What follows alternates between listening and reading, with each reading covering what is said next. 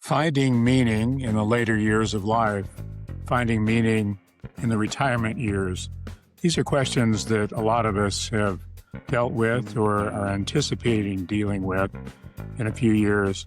And I think today we'll likely investigate some of the elements of those questions and maybe even look toward possible solutions. I'm Dr. Mark Johnston. I'm joined today by my friend and colleague, Dr. Michael Smith, who's a board-certified physician, psychiatrist, as I am. And we're going to be talking about a variety of things that hopefully you'll find interesting here on Mind, Mood, and Medicine. So, Dr. Smith, do you have any initial thoughts on how does one find meaning in the later years of life? Well, thank you for that, Mark. It's, as always, good to be with you to talk about these things. I find our conversations intellectually pretty stimulating, as well as being pretty enjoyable. You and I recently talked about finding meaning in a more general sense, and I think we had a very good discussion on that. And I'd refer people back to that who might be interested in that. But after our discussion, I did have some thoughts about the importance of maintaining meaning throughout all the seasons of your life. I think we start off early in life. Things are kind of programmed for us. You go to kindergarten, you do what you're told, you keep doing that until you get out of high school, then you make decisions about what you want to be when you grow up. Some of us are still making that decision, I think. Still trying to figure out what I want to do when I grow up, but I think I'm running out of options at this point. But anyway, things are kind of spelled out for you. You get into your career, and if it's something that you enjoy, you can find a lot of meaning in that. You and I have both had the privilege and opportunity to work as physicians, and what a wonderful privilege and opportunity that has been. Trying to think of who the famous guy was that said that no greater opportunity can come to anybody than to be a physician. There might be a few lawyers that would disagree with that comment, but I think it has been a wonderful thing to be able to be there for people who are experiencing some of the most poignant periods of life, both good things and things that are very upsetting to them. And I have found a lot of meaning in that. It's been Uh, satisfying to and me. Right. And the challenge is whether you've had a career like a physician or an engineer or a plumber, whatever, when you come into the senior years, you face some changes in your life. What would you say are some of the major changes for seniors or for people that are going through retirement that in some ways are different challenges or they have a different playing field than they did Yeah, when they were younger to find meaning? Mark, I think that's a really good question. And part of the point I'm making is that through so much of our life, we find meaning in what we do. And I think that whether we're a physician or a builder or whatever else we are doing, that in a way kind of defines our sense of meaning or helps us to find meaning. I think in the later part of life, finding meaning has more to do with who we are. I think it's a time to discover more who we are at our core. Um, and I think it is an interesting transition that you and I have both been through. I mean, we both dabble a little bit still in medicine, but are primarily retired. What does it mean to retire from a profession that has really kind of defined who you are or given your life a sense of meaning? And I think it's a wonderful opportunity to reflect on life, to get some perspective. I do feel a sense of perspective now as a 60-something-year-old guy compared to what I might have felt even 10 years ago, or certainly compared to 40 or 50 years ago. I see life in a broader way. Part of the challenge of this stage of life, of course, is to shift into neutral and just coast through life, however long that lasts. And I think some people do that, and I could see the temptation to do that. but I can also see the hazard of doing that. I don't think that's good for our soul. It's certainly not good for our minds to be in neutral. So I think continuing a sense of meaning and purpose is important, even in the latter season of life. And who knows how long that season is for any one of us. Yeah, I appreciate those sage comments. I was thinking myself that the senior years provide a number of challenges for pursuing meaning in various ways. One of them is sometimes one tends to lose track or connection to friends or family when one is older, and especially at the and as one becomes very elderly and so forth. Sometimes the neighborhood, the friends, people pass away, family lives elsewhere. So the challenge of finding meaning when one doesn't have the same level of companionship is maybe one of the challenges. Another is the lack of opportunity to practice one's skills or to perhaps feel meaningful in terms of service to others. That's not an absolute state that a person necessarily needs to be in, but perhaps there are challenges to find one's way into new activities that give one the sense of contribution and meaning. Because in many ways, one of the best ways to be healthy and to feel good about who you are is to be in service of other people. I think another is not being able to share always some of the special insight and knowledge and wisdom that one has. We live in a world that is really focused on youth culture and fast moving changes, and understandably there's a lot of fascination with this modern high stimulus world. At the same time, some of the things that seniors can best offer can be perspective and some wisdom, but being able to have a venue or having a circumstance where one can share that wisdom is not always easy to achieve. So, again, the senior years seem to be potentially a time, and I think they are a time for some people to really enjoy and celebrate what they've learned and to continue to contribute and have a meaningful place in the family and lives of others. But perhaps one needs to be aware that all of that doesn't happen automatically, and there needs to be some work, some focus, some awareness of the changes, and maybe some implementation of strategies to make sure that opportunities for meaning are pursued. I agree with that. I think a lot of us, certainly myself, um, we may look forward to retirement thinking that's a time where we can just not worry about anything and not have to do anything. And that's kind of enticing, I think, certainly was for me and for a lot of people. But I do think there's a real hazard there. You're alluding to a couple of things that I think are important. Part of maintaining our health as we get older is staying physically involved in life and socially involved in life. And if you cut out either of those, the likelihood of having a more difficult senior season of life increases a lot. You've mentioned a couple of things that I think are important. Um, Service, for example, staying involved in other things. I think the bottom line is we have to understand that still using initiative. When you went to medical school or when I went, that took a whole lot of determination, at least on my part. Maybe you coasted in, but it was difficult for me. Took a lot of determination and initiative to get through that process and then to enjoy a career in that arena. Um, I think we still need to exercise that uh, decisiveness, the initiative, the the focus on a goal that we had as younger people, even now in our older years.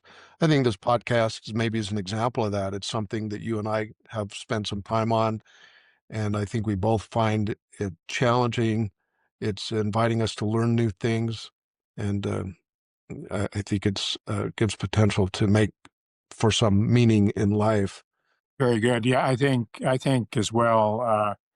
We have respect in part because of our years of working with other people, that not all people's situation is the same, and the particular challenge and environment that they may face when they are in the senior years or in retirement circumstances can be different. Some people are challenged with uh, medical challenges that make some of their pursuit of activity or their involvement in activities more limited. I think some people economically don't have uh, comfort. They don't really have as much opportunity to do perhaps the recreation or travel or other kind of outlets that some people consider to be the main activity of uh, of seniors. Um, and so the reality is that I think people are in different circumstances, but some of the similar principles can guide us toward finding meaning. For example, with economics, I think it's probably it's wonderful to travel. It's wonderful to have the money to do some of these more uh, bucket list kind of activities that one thinks of for in the senior years. But actually, so much of the meaning that I think people do experience can come from the good day-to-day relationships that they have and the adventures that they can actually have locally. So I think to some extent, economics don't necessarily need to be, and it depends on a person's perspective. If they assume that they need to be traveling the world to be happy, that'll be a little different if they can seek meaning in other ways. Uh, and I think so. One of the questions is what opportunities may be available to all of us, kind of independent of some of those specifics that make our circumstances different. And I might mention too, I think individuals, they don't just have different circumstances, but in their pattern of life and what they've experienced, there are differences in what they care about, differences in what does matter to them. And I think being able to understand the continuity of some of those things that have mattered previously, but also to marry it to the realities of the senior years and the change in roles and circumstances is a little bit Right. the circumstance of concern. And I think a lot of people may hold on to the style of life they had in their 40s or 50s or 60s. And by that, I don't necessarily mean to criticize or bring into question trying to stay young and active in certain hobbies or recreational activities. But I think being able to consider the new roles one has and the new opportunities, for example, potentially as a grandparent or as somebody in the community that has service and perspective that matters. I think being aware of the new opportunities of being in that stage of life are worth considering. Yeah, I agree. You've brought up a couple of interesting points. I think time and life gives us opportunities, but also limits some of those things. I'm finally convinced at this stage of life that I'm probably not going to get a career in the NFL. It's just, I think that ship has sailed. But other opportunities come to me. We all have our limitations of time and talents and abilities. Um, but as you're talking, I'm thinking of a patient that I actually grew to admire quite a bit, a man who had fairly severe cerebral palsy. And I would meet with him on a fairly regular basis. It was difficult for me. We would meet for maybe a half an hour, 40 minutes at a time. For the first half of our meeting, I really did not understand very well what he was saying to me. It it was interesting to me that my brain would eventually tune in to his style of speech with the severe cerebral palsy that made his speech very difficult to understand. Yeah. The latter half of my conversations with him, I usually could understand quite well. So anyway, he was very limited physically. He was wheelchair bound, but at one point he said to me, Doc, I love my life. I am so happy with how things are. I could go on forever like this. Yeah.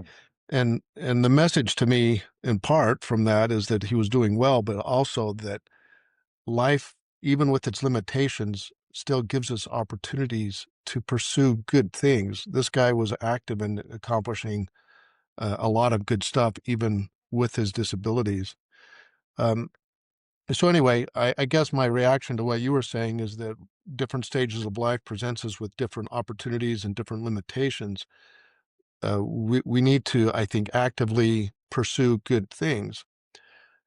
And also your comments about travel and other things that I think are good things. I think it's okay to pamper yourself a little bit if you have the opportunity. But I also think a life devoted to your own pleasure is going to end up being pretty empty. Um, I think it was John Rockefeller who said something to the effect of, I cannot imagine a life less satisfying than a life devoted to seeking pleasure. And certainly in the latter stages of life, if you've lived well and disciplined yourself, you're entitled to have some pleasure. I don't begrudge anybody that. But I think if your whole pursuit is that, your sense of meaning is going to be pretty thin. So anyway, Mark, we've gone about 20 minutes with this, and I wonder, we didn't intend this to be a lengthy discussion today on this topic, but how about if you suggest a few things, maybe a few bullet points that people might consider in their latter season of life that will help them maintain a sense of meaning? I'd love to hear what you say on that. I think that it's important to realize the changes that are occurring in our circumstances uh, will change in the senior years. Health challenges, perhaps, some social circumstance changes, and the opportunities that we have, for example, in an active career during retirement, those opportunities will not be the same. I think to appreciate that every season of life, though, can have a great deal of meaning, uh, and that when one can adapt and see what is possible and keep fresh eyes with regard to their opportunities to enjoy other people, enjoy family, and to potentially pursue other areas of learning in other areas of contribution that they hadn't been able to do earlier in their life because they didn't have time. I think seniors a lot of times also in your story about the person with cerebral palsy is very touching, and I think for me it points out a fundamental philosophical circumstance which is fascinating, which is the absolute condition that a person is in doesn't necessarily define their sense uh, of being successful or happy. In other words, there are people that that have circumstances with limitations and health problems and so on that feel very excited and happy to be alive and to be living, even with the restrictions and difficulties they have. And there are other people that have seemingly every option and will be unsatisfied. And I think expectations are part of it. You mentioned realizing you're not going to be in the NFL. I think to some extent, when we become seniors and we're trying to find meaning, part of the success in that is a realistic appraisal of where we're at. not too much holding on emotionally to expectations that we ought to be able to function just as we did when we were 20 or 30 years old, or have exactly the same things in our life. If we can be honest with ourselves, have realistic appreciation for who we are and what we've become, and even the improvements that we've had in the person we are over the years because of our experience, I think we'll have a better chance to find meaning and to enjoy the senior years. Yeah. Thanks for those comments. And I would just echo what you've said. I think it's important to keep moving forward, but also redefining ourselves a little bit as we go. Actively pursuing things, actively pursuing social connections, actively pursuing things that give you a deep sense of purpose in life. I'm not opposed to pursuing things that have a deeper significance. Making the world a little bit better, however you can, from day to day, I think will give you a sense of meaning. I think it's not hard to make the world a little bit better every day as we go through life. There are things that happen to us every day, little things and sometimes big things, where we can make the world a little bit better. And I think just doing those things will help in this process. I think it is important that we actively cultivate a sense of meaning. And I think failure to do that may make us more vulnerable to some of the problems that come with the senior season of life. It's an active process, not just a passive one to find meaning. Yeah. Mark, it's always fun to talk to you. I look forward to our next conversation about this. Thank you very much. Great to be with you. Have a good day.